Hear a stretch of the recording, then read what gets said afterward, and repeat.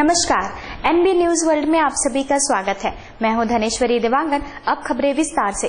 प्रधानमंत्री नरेंद्र मोदी ने सोमवार को पेरिस में पाकिस्तान के पीएम नवाज शरीफ से हाथ मिलाया और मुलाकात की।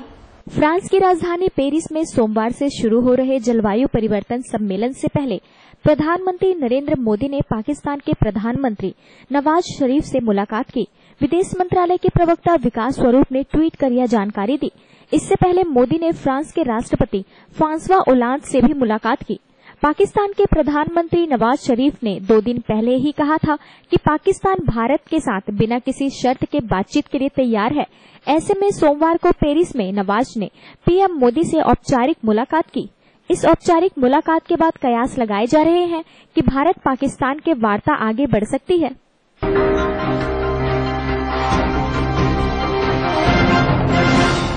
राज्यसभा में बीएसपी अध्यक्ष मायावती ने संविधान पर चर्चा के दूसरे दिन आरक्षण के मुद्दे पर बड़ा बयान दिया है।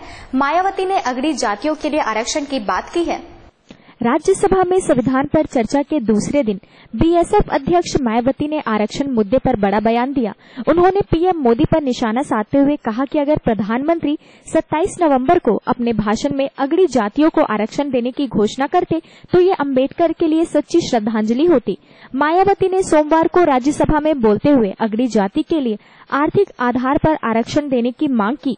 इसके साथ ही मायावती ने कहा, भगवान बुद्ध ने मानवता और शांति का संदेश दिया, एक ऐसा संदेश जिसकी हमें आज सबसे ज्यादा जरूरत है। इसके साथ ही उन्होंने कहा, प्रधानमंत्री जब विदेश दौरे पर होते हैं तो बौद्धित्व की बातें करते हैं, लेकिन देश में प्रधानमंत्री के साथियों के काम भगवान बुद्ध की शिक्षाओं के विपरीत है।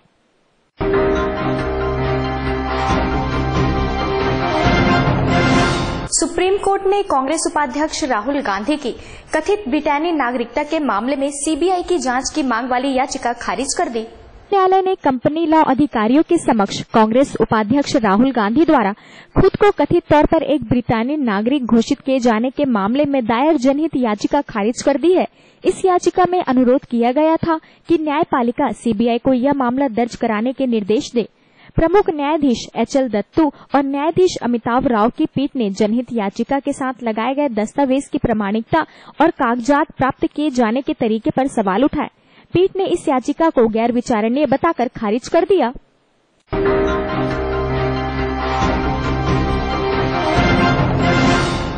अमेरिकी के राष्ट्रपति के रिपब्लिकन कैंडिडेट डोनाल्ड ट्रंप ने जोर देकर कहा कि मुसलमानों पर उनकी टिप्पणी बिल्कुल सही थी। डोनाल्ड ने कहा कि न्यू जर्सी में उन्होंने हजारों मुसलमानों को वर्ल्ड ट्रेड सेंटर पर 9/11 के आतंकी हमलों के बाद जश्न मनाते देखा था। अमेरिकी राष्ट्रपति पद के मजबूत दावेदार रिपब्लिकन पार्टी के डोनाल्ड ट्रंप ने एक बार फिर से एक विवादित बयान दिया है। ट्रंप ने कहा है कि जिस समय अमेरिका पर 9/11 जैसे आतंकी हमला हुआ था, अमेरिका में मुसलमानों ने इसका जश्न मनाया था। इस बयान पर विवाद के बाद भी वह इस बयान को वापस नहीं ले रहे हैं। उनका कहना है कि उनका बयान 100% सही है। ट्रंप ने इसके साथ फिर से दावा किया है कि वर्ल्ड ट्रेड सेंटर और पेंटागन पर हुए इस हमले के बाद उन्होंने न्यू जर्सी में हजारों मुसलमानों को जश्न मनाते देखा था। हालांकि तथ्यों की जांच करने वालों ने उनके इस दावों को खारिज कर दिया है। उन्होंने दावा किया है कि इस बयान के बाद सैकड़ों लोगों ने ट्विटर और फोन करके उन्हें जानकारी दी थी कि उन्होंने भी इस आतंककारी हमले के बाद मुसलमानों को जश्न मनाते देखा था और वह 100% सही है।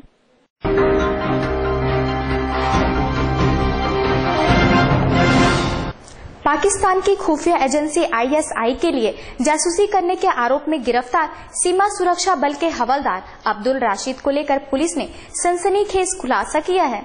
पाकिस्तान की खुफिया एजेंसी आईएसआई के लिए जासूसी करने के आरोप में गिरफ्तार किया गया भारतीय सीमा सुरक्षा बल के हवलदार अब्दुल रशीद को हर महीने 1 लाख रुपए की सैलरी दी जाती थी। इतना ही नहीं, इस जासूस की नजर झांसी के हथियार डिपो पर भी थी। जांच में सामने आया है कि आईएसआई को झांसी में सेना के 31 आर्म डिवीजन के हथियार डिपो के कुछ कागजात भी मिल गए हैं।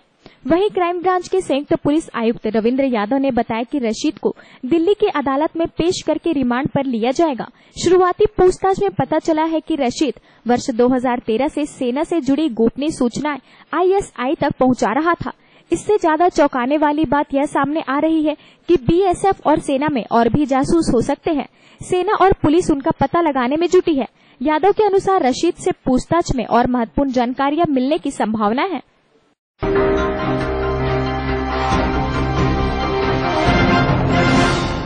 दिल्ली विधानसभा में बीजेपी के विधायक दल के नेता विजेंद्र गुप्ता को मार्शल ने सदन से बाहर निकाल दिया। विधानसभा में अपने विधायक ओपी शर्मा के निलंबन के खिलाफ विरोध दर्ज करवाने वाले बीजेपी विधायक विजेंद्र गुप्ता को मार्शलों ने उठाकर बाहर कर दिया। गुप्ता विरोध कर रहे हैं, लेकिन मार्शलों के आगे उनकी एक न चली। ओपी शर्मा के निलंबन का विरोध करने पर विधानसभा अध्यक्ष ने कई बार विजेंद्र को बैठने के लिए कहा, लेकिन विजेंद्र गुप्ता लगातार बोलते रहे। इसके बाद स्पीकर ने आदेश दिया कि विजेंद्र गुप्ता को बाहर कर दिया जाए। इसके बाद मार्शलों ने विजेंद्र गुप्ता को उठाया और विधानसभा से बाहर कर दिया।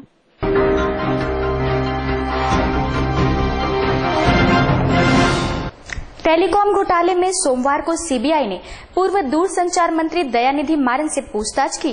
सीबीआई ने पूर्व दूरसंचार मंत्री दयानिधि मारन से उनके चेन्नई स्थित आवास पर 300 से अधिक हाई स्पीड टेलीफोन लाइनें कथित तौर पर लगाए जाने के मामले में सोमवार को पूछताछ शुरू की। सुप्रीम कोर्ट ने मारन को हिरासत में लेने की सीबीआई की मांग ठुकराते हुए पूर्व मंत्री को 6 दिनों तक पूर्वाह्न 11 बजे से शाम 5 बजे तक सवालों के जवाब देने के लिए एजेंसी के समक्ष पेश होने का आदेश दिया था।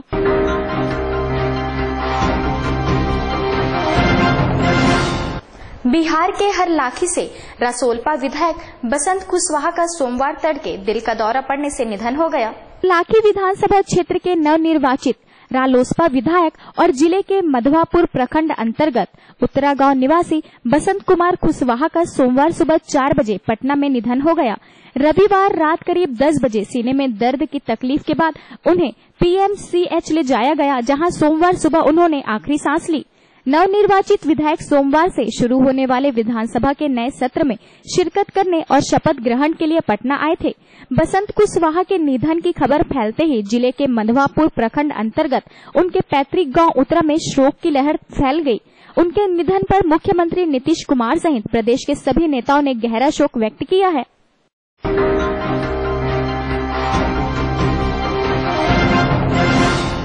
छत्तीसगढ़ के धमतरी जिले में किसानों की समस्याओं को समाप्त करने के लिए बहुत जल्द एक टोल फ्री हेल्पलाइन शुरू की जाएगी।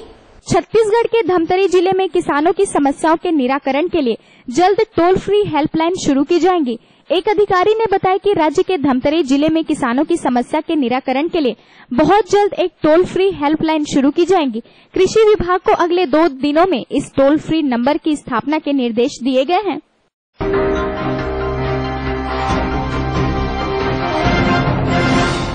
मितानिन महिला संगठन के द्वारा कलेक्टर को आज ज्ञापन सौंपा गया।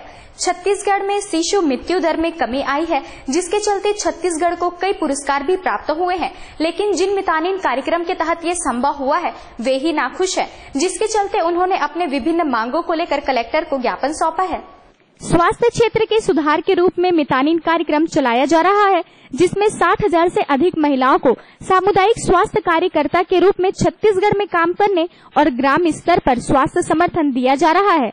मितानिन कार्यक्रम में काम करने वाली महिलाओं को प्रोत्साहन राशि नहीं दी गई है, जिसकी मांग को लेकर आज लगभग 250 मितानिनों के द्वारा कलेक्टर को ज्ञापन सौंपा गया। साथ ही पिछले 10 महीनों से इन मितानिनों को भुगतान भी नहीं किया गया है। 90 लाख रुपए बकाया राशि है, भुगतान जल्द करने की मांग की जा रही है।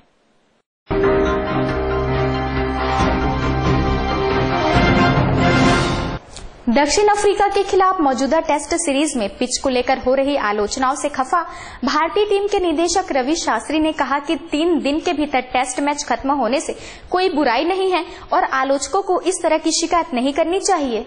दक्षिण अफ्रीका के खिलाफ मौजूदा टेस्ट सीरीज में पिचों को लेकर हो रही आलोचना से खफा भारतीय टीम के निदेशक रवि शास्त्री ने अपने जारी एक बयान में कहा, 3 दिन के अंदर टेस्ट मैच खत्म होना कोई गलत बात नहीं है। साथ ही उन्होंने कहा कि आलोचकों को शिकायतें बंद कर देनी चाहिए। शास्त्री ने एक स्पोर्ट्स वेबसाइट से बातचीत के दौरान कहा कि पिचों में कोई खराब नहीं है। मैं उम्मीद करता हूं कि दिल्ली में भी ऐसे ही पिच मिलेंगी, मुझे कोई शिकायत नहीं है। बता दें कि भारत 4 मैचों की श्रृंखला में 2-0 से आगे चल रहा है। दूसरा मैच बारिश में धुल गया था। अब तीसरा टेस्ट मैच 3 दिसंबर से दिल्ली में खेला जाएगा।